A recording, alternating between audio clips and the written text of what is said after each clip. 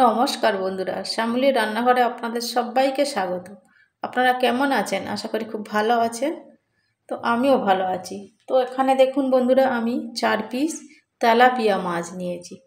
তো দিয়ে দিয়েছি হলুদ, এবার দেব নুন, দিয়ে খুব ভালো করে মাছগুলো নুন আর হলুদ মেখে নেব। বন্ধুরা, আজকের আমি বানাবো তেলাপিয়া মাছের রেসিপি।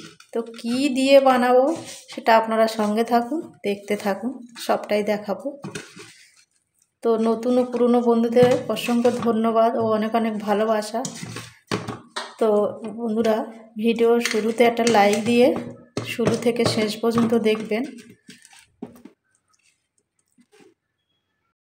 তো মাছগুলো 10 মিনিট রেস্টে রাখলাম।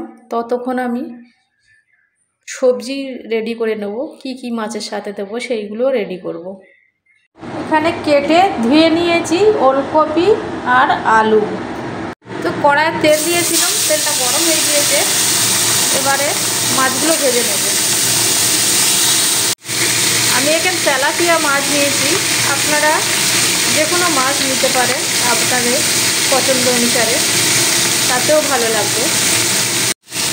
এই মাছের ঝোলটা খুবই হালকা পাতলা করে রান্না করব, খুবই সিম্পল, খুব কম সময়ে আপনারাও এভাবে ঝটপট বানিয়ে নিতে পারবেন। সবসময় খুব গেড়ি তেল মশলা দিয়ে রান্না খাওয়া ঠিক নয়, খেলে। তো বন্ধুরা, আমি মাছগুলো কড়া করে ভেজে নিয়েছি, দেখতে পাচ্ছেন। এবার উঠিয়ে নেব। ওই মাছ ভাজার তেলে আমি অল্প একটু দিলাম কালো জিরে। কালো জিরেটা দেওয়ার পরে আমি একটা পেঁয়াজ কুচিয়ে রাখা দিয়ে দিলাম। কালো জিরে, কাঁচা লঙ্কা, পেঁয়াজ, তো কটা কাঁচা লঙ্কাও দিয়েছি। দিয়ে পেঁয়াজটা একটুখানি তেলের মধ্যে কষিয়ে নেব।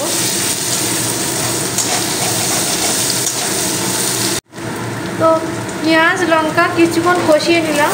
এবার দিয়ে দেব ওলকপি আর আলু। ওলকপি আর আলু আমি আগে একটু ভেজে নিইনি, আপনারা চাইলে একটু ভেজে নিতে পারেন।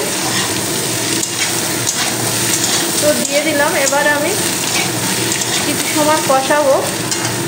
এবারে দেব কেটে রাখা একটা টমেটো, লম্বা করে কেটে নিয়েছি, আলুর মতন পিস করে লম্বা লম্বা। তো এখনকার টমেটো খুব তাড়াতাড়ি গলে যায়। তো 2 মিনিট কষে নেওয়ার পরে এবার আমি পরিমাণ মতো নুন দিয়ে দেব। আর দিলাম 1 চামচ হলুদ গুঁড়ো, 1 চামচ জিরের গুঁড়ো দিলাম, আর 1 চামচ ধনার গুঁড়ো। তো বন্ধুরা, এভাবে একবার মশলাগুলো সবজির ওপর দিয়ে কষিয়ে কষিয়ে রান্না করে দেখবেন, তরকারি খুব ভালো টেস্ট আছে। সবসময় তেলের মধ্যে সব কিছু মশলা কষিয়ে নিয়ে রান্না করার থেকে একবার হলেও এভাবে বানিয়ে দেখবেন। তো আর দেব এখানে আমি একটু মটরশুঁটি দিলাম। দিয়ে সবগুলো একই সঙ্গে একটু সময় নিয়ে কষাতে হবে।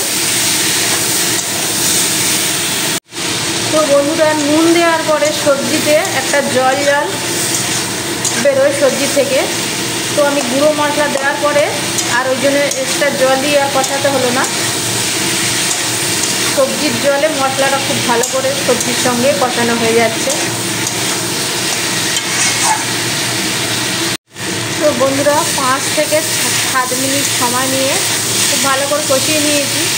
তো বন্ধুরা, কত সুন্দর কালার এসছে দেখুন। তো সুন্দর একটা গন্ধও বেরোচ্ছে কষাবার পরে। তো এবারে আমি দিয়ে দেব গরম জল। গরম জল দিলে তরকারির টেস্ট বেশি ভালো হয়। তো আমি একটু বেশি করে জল দিলাম, কারণ আলু ওলকপি সিদ্ধ হবে, একটু ঝোলও রাখবো। আপনারা যেরকম ঝোল চাই সেই অনুসারে জল দেবেন। আমি এখানে কাঁচা লঙ্কা দিয়ে তরকারিটা করলাম, আপনারা চাইলে গুঁড়ো লঙ্কা দিতে পারেন। তো ঢাকা চাপা দিলাম 10 মিনিটের জন্য। গ্যাসের ফ্লেমটা মিডিয়ামে রাখা থাকবে। এইবারে 10 মিনিট পরে ঢাকা চাপাটা খুলে দিলাম, দিয়ে এবারে দেখব সিদ্ধ হয়েছে কি। হ্যাঁ, ওলকপি সিদ্ধ হয়েছে, মানে আলুও সিদ্ধ হয়ে গেছে। এবারে আমি ভেজে রাখা মাছ দিয়ে দিলাম। তো মাছটা দিয়ে আমি 5 মিনিট ফোটাবো, তাহলে তরকারিটা টেস্ট ভালো হবে।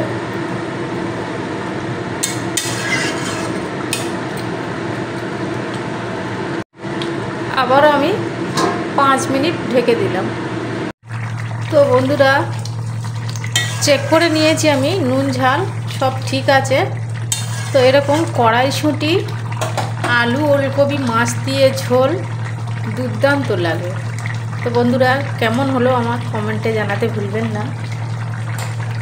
তো এবারে সব লাস্টে দিয়ে দেবো আমি কুচিয়ে রাখা একটু ধনে পাতা।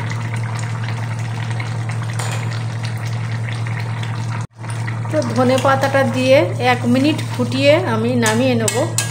তো বন্ধুরা, এই ছিল আমার আজকেকার রেসিপির কোনো অংশে একটু হলেও যদি আপনাদের ভালো লেগে থাকে, একটা লাইক কমেন্ট শেয়ার করবেন, সাবস্ক্রাইব করে আমার পাশে থেকে যাবে, বেল বাটনটি প্রেস করবেন, এরকম নিত্য নতুন নোটিফিকেশন সবার আগে আপনাদের কাছে পৌঁছে যাবে। সবাই সুস্থ থাকবেন, পরিবার পরিজনদের নিয়ে খুব ভালো থাকবেন। আবার দেখা হবে নেক্সট কোনো ভিডিওর সাথে। নমস্কার, টাটা, বাই।